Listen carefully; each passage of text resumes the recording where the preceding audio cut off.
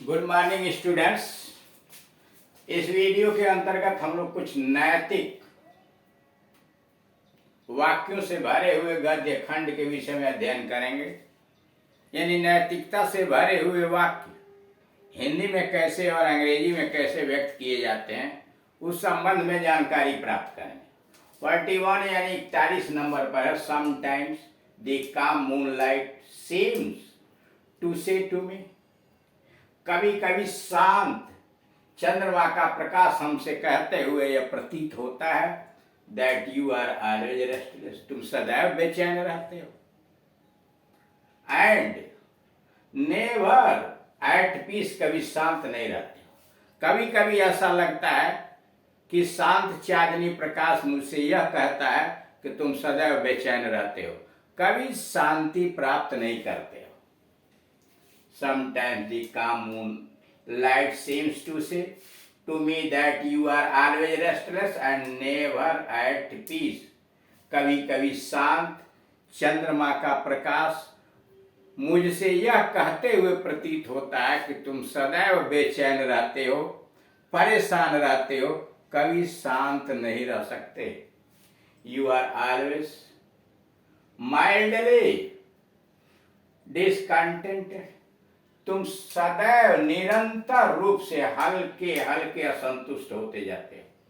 You are always mildly discontented. तुम सदैव हल्के हल्के असंतुष्ट होते जाते हो। You are not fired by strong passion. तुम्हारे अंतर्गत कोई जज्बात नहीं होता है, तीव्र भावनाओं के द्वारा तुम प्रज्वलित नहीं होते। You are not fired by strong passions, यानी तुम्हारे अंतर्गत कोई तीव्र भावनाएं जज्बात जन्म नहीं ले पाती। You never burn like a flame. तुम कभी एक लपट की तरह से, ज्वाला की तरह से नहीं जलते हो। You never burn like a flame. तुम किसी लपट की तरह कभी नहीं जलते हो। Not do you sink to rest, और नहीं तुम आराम करने के लिए डूब जाते हो। You never burn like a flame. तुम कभी ज्वाला की तरह नहीं जलते। Not do you sink to rest, और नहीं तुम आराम करने के लिए कहीं समुद्र में डूब जाते। And quietly accept life as you find it.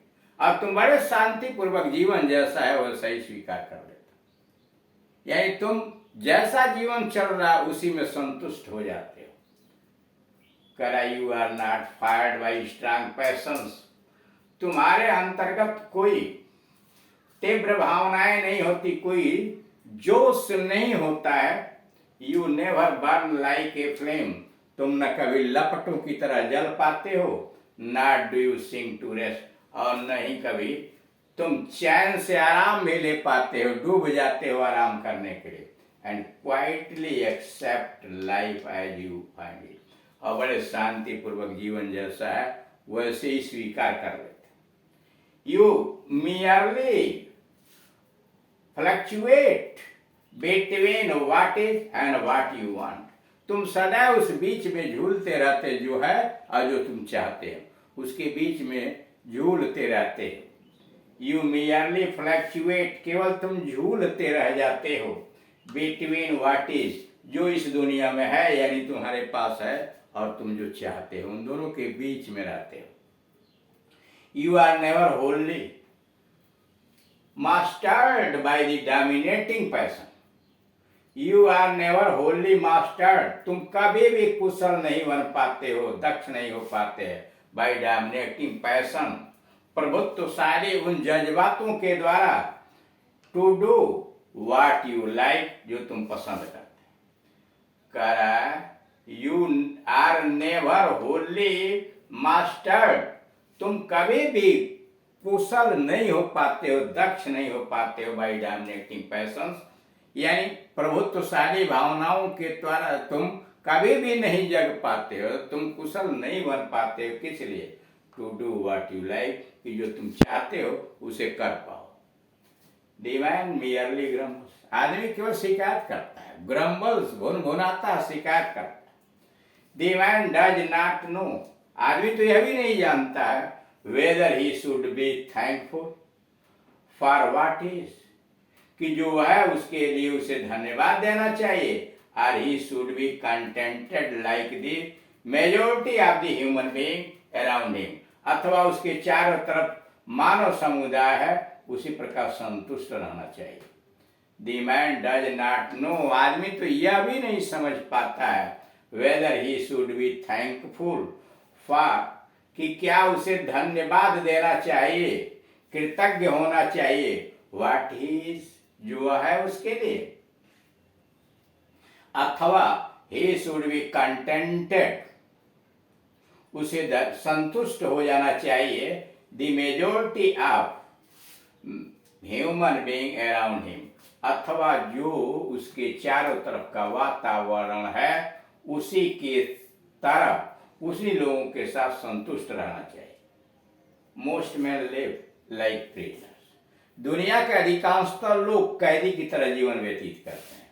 Most man live like prisoners, दुनिया के अधिकांशतः लोग कैदी की तरह जीवन व्यतीत करते हैं। They work hard all their life, पूरी जिंदगी वो परिश्रम करते हैं। They work hard all their life, they are weary, वे थक जाते हैं, but they carry on tedious work, वे थक तो जाते हैं लेकिन उबाऊ काम, थकाऊ काम करना जारी रखते हैं। They are confined within their narrow prison, वो अपने तंग कोठरियों में, तंग जेलों में सीमित रहते हैं, बंद रहते हैं, कन्फाइंड रहते हैं। दे आर कन्फाइंड, वे बंद हो जाते हैं, इन देयर नैरो प्रिजन, अपने तंग कोठरियों के अंतर्गत बंद रहते हैं। They are engaged in worthless task, ये लोग निरर्थक कार्यों में व्यस्त रहते हैं। They are engage in worthless task, या निरर्थक कार्यों में व्यस्त रहते हैं। Which give them no joy or peace, जो न उन्हें आनंद देता है अथवा न शांति देती है।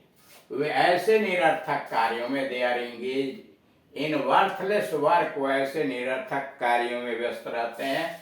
विच gives them no joy or peace, न उन्हें आनंद मिलता है न शांति मिलती है। दे ग्रेजुअली बीकम सैड, धीरे धीरे वह दुखी होते जाते हैं। एंड दस दे डाई, और इसी तरह से मर जाते हैं। अनब्लेस्ड, बिना किसी लाभ के, कि बिना किसी वरदान के वे मर जाते हैं। दे ग्रेजुअली बीकम सैड, धीरे धीरे ऐसे लोग दुखी होते जाते हैं। एंड दस दे डाई अनब्लेस्ड, और बिना किसी लाभ के वो मर जाते, बिना किसी उपलब्धि के मर जाते। There are a few distant spirit, लेकिन कुछ इनसे बड़े कुछ ही सुदूर आत्माएं होते हैं, कुछ ऐसे भी लोग होते हैं वो break away from their prison, जो अपने कैद को तोड़ के निकल जाते हैं। There are a few distant spirits who break away from their prison, लेकिन कुछ लोग ऐसे भी होते हैं जो अपने कैद को, अपने जेल को तोड़ कर निकल जाते हैं। They launch out into the wide uncharted ocean, वे अथाह समुद्र के, विस्तृत अथाह समुद्र के ऊपर गोते लगाना शुरू कर देते हैं। लॉन्च आउट, उस पर यात्रा शुरू कर देते हैं। They launch out into the wide uncharted ocean, अथाह समुद्र, लंबे चौड़े समुद्र पर वो यात्रा करने निकल जाते हैं। दे सेल एमलेसली, बिना किसी उद्देश्य के वह यात्रा करते हैं। विदाउट गोल, बिना किसी लक्ष्य के, निरुद्देश्य वह समुद्र में यात्रा करते हैं। They do not know they dangers, उन्हें तो खतरों का भी पता नहीं है। एंड टेम्पेस्ट, और समुद्री तूफानों का भी पता नहीं है। That rule the wide ocean, जो विस्तृत संसार के ऊपर, विस्तृत महासागर के ऊपर शासन करती है, उन तूफानों को और खतरों को भी वो नहीं जानते। एंड द डिस्पोटिक, और निरंकुश,